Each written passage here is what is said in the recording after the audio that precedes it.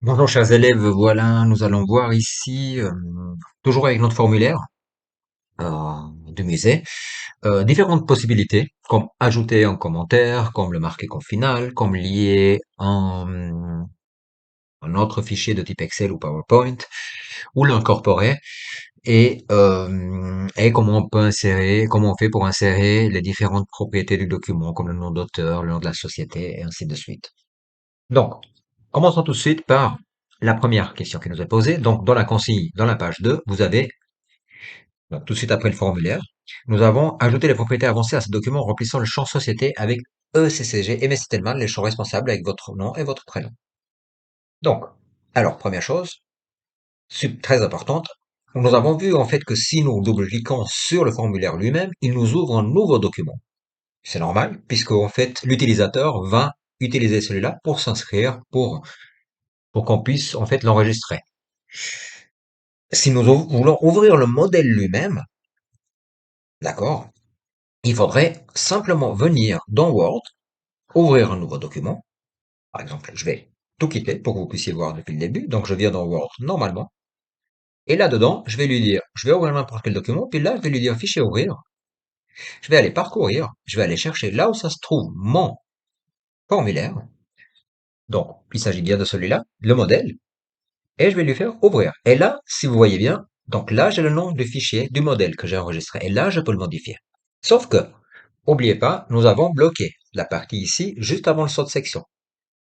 Donc, pour le débloquer, encore une fois, nous allons sur débloqueur, restreindre la modification, on la désactive, de manière à ce qu'on puisse faire les modifications nécessaires. Et là, nous pourrons inscrire des choses. Donc, je passe maintenant dans la deuxième partie, donc la partie qui est dans les consignes, et nous descendons donc dans la deuxième page. Et là, ils nous disent ajouter les propriétés avancées à ce document. Très bien. Dans la société, on doit mettre ECCG Stellman, et puis le responsable, c'est votre nom et votre prénom. Donc, je reviens donc maintenant dans mon document, une fois que j'ai désactivé la protection, et je vais lui dire fichier information. Et là, je vais lui dire dans les propriétés, si jamais c'est nécessaire, donc vous allez dans propriétés avancées, donc vous pouvez le faire ici aussi. Dans le responsable, je peux très bien lui mettre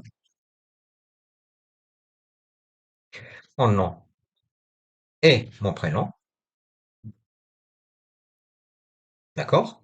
Et dans la société, je peux lui mettre ce qu'on me demande, donc ECCG, Aimé, Telman.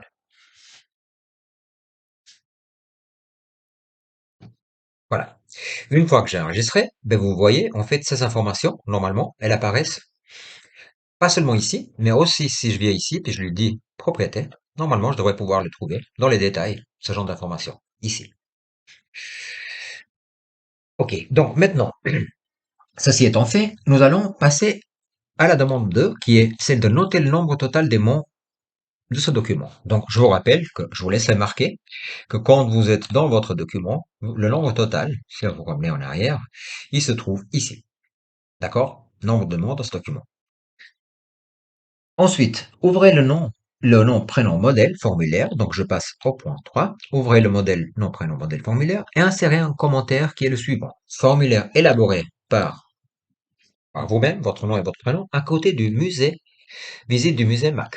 Donc, pour faire ceci, pour insérer un commentaire sert à pouvoir travailler en groupe à plusieurs personnes. Par exemple, un tel employé travaille sur une mise en page en Word, et puis il le laisse à un certain moment, le soir, avant de reprendre le travail le lendemain. Or, le lendemain, par exemple, il peut se trouver qu'il soit malade, donc un collègue doit le prendre, et pour comprendre son travail, c'est un moyen de pouvoir l'informer de où il est arrivé. Donc, et puis lui donner des informations supplémentaires qui peuvent être imprimées ou pas. Donc, c'est en réalité un moyen de communication, de commentaires, de communication entre collègues. Donc, pour insérer un commentaire, vous allez simplement venir ici, puis là, dans révision, vous faites insérer un commentaire. Donc là, je peux très bien, donc, nouveau commentaire. Et pour répondre à ce qu'on m'avait demandé, donc je vais lui mettre, donc, formulaire élaboré par nom et prénom, à côté du musique map. Donc, dès que je lui fais OK, d'accord, CTRL Enter pour publier, donc CTRL Enter, il est inséré. Et vous voyez, en fait, ici, j'ai un commentaire qui s'affiche. Donc, après, bien sûr, on peut répondre à ce commentaire avec quelque chose d'autre. Donc, quand on redonne notre document, ben, notre collègue, il peut rouvrir et puis voir ce qu'on a marqué, ce qu'on a travaillé dessus. Par exemple, j'ai refait l'image ou alors j'ai travaillé sur la mise en page parce qu'il y avait besoin de faire ceci. J'ai changé ce mot pour ceci, telle ou telle raison. Maintenant, faites un saut de page. Donc, qu'est-ce qu'il nous demande en numéro 3? Ceci étant fait, donc nous avons vu qu'en fait, les commentaires peuvent être aussi acceptés ou être suivis. Donc, c'est comme une communication qui se passe à côté du document et qui est liée au document. Si nous allons dans le numéro 4, donc faites un saut de page avant la ligne présentation de notre musée, et il s'agit maintenant dans cette partie-là de pouvoir lier un fichier.